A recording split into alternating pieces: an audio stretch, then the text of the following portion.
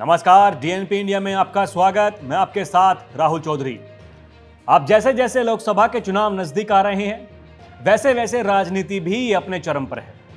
लोकसभा चुनाव से पहले उत्तर प्रदेश की राजनीति काफी दिलचस्प नजर आ रही है, जहां इन दिनों समाजवादी पार्टी की सियासत काफी चर्चा के विषय में है। इस चर्चा में बिहार का जातिगत आरक्षण सर्वे और ओबीसी वर्ग को लेकर समाजवादी पार्टी का रुख देखा जा रहा है।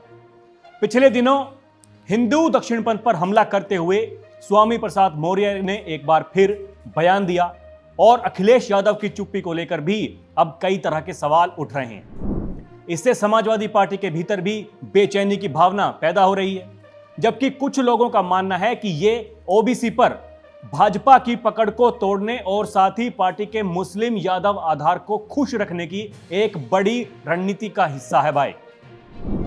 दरअसल स्वामी प्रसाद मौर्य, जिन्होंने इस साल की शुरुआत में रामचरितमानस को लेकर टिप्पणी की थी, जिसके बाद काफी विवाद देखा गया और हिंदू दक्षिणपंथी काफी नाराज दिखे।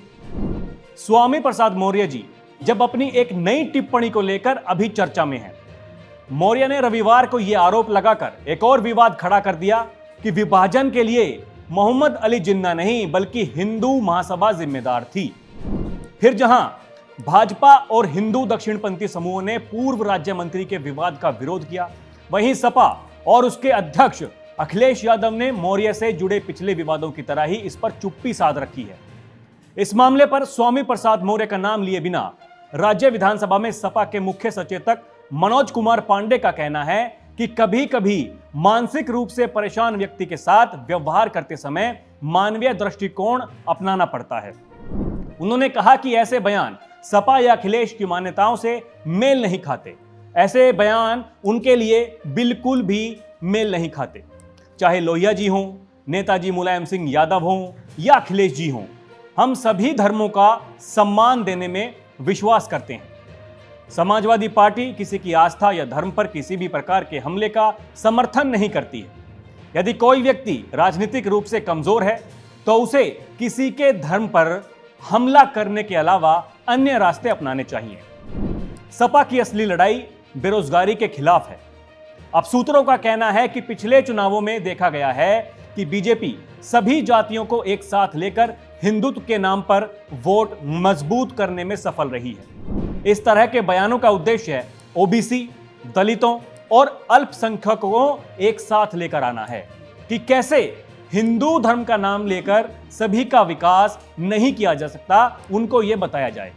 इस प्रकार इन वोटों को फिर से ओबीसी, दलितों और उनकी उपजातियों में अलग करने और उन्हें अल्पसंख्यक वोटों के साथ लाने का प्रयास किया जा रहा है, ताकि आगामी चुनावों में इसका फायदा समाजवादी पार्टी को हो। आपको बता दें कि इस मामले पर बीजेपी का कहना है कि जिस तरह के बयान स्वामी प्रसाद मौर्य के आ रहे हैं और उनकी पार्टी के मुखिया इस पर मौन हैं, वो चुप्पी साधे हुए हैं, इससे पता चलता है कि समाजवादी पार्टी डरी हुई है। बीजेपी हिंदुओं को जोड़ने का काम कर रही है। हिंदुओं की एकजुटता देखकर समाजवादी पार्टी पूरी तरह से डर गई है और ये इस तरह की बयानबाजी समाजवादी पार्टी की रणनीति है, ताकि वो अलग अलग समाज के वर्गों को खुश कर सके। उनका कहना है कि पहले मुलायम सिंह यादव ने यही किया और अब अखिलेश यादव भी वो ही काम कर रहे हैं। आपको बता दें कि इन दिनों अखिलेश भैया अपने पीडीए फॉर्मूले का बहुत गुणगान कर रहे हैं और कह रहे हैं कि हमारा बेड़ा पार यही करेंगे। पीडीए यानी पिछड़ा, दलित और अल्पसंख्यक, इसलिए जातिगत जनगणना का बहुत गुणगान भी कर रहे हैं। उनको लगता है कि पीडीए पर छाप छोड़ दो, उनके वोट ले लो, हमारा काम बन जाएगा। इसलिए स्वामी जी कुछ भी बोलते हैं, अखिलेश भैया शांत रहते हैं। तो अभी के लिए इतना ही।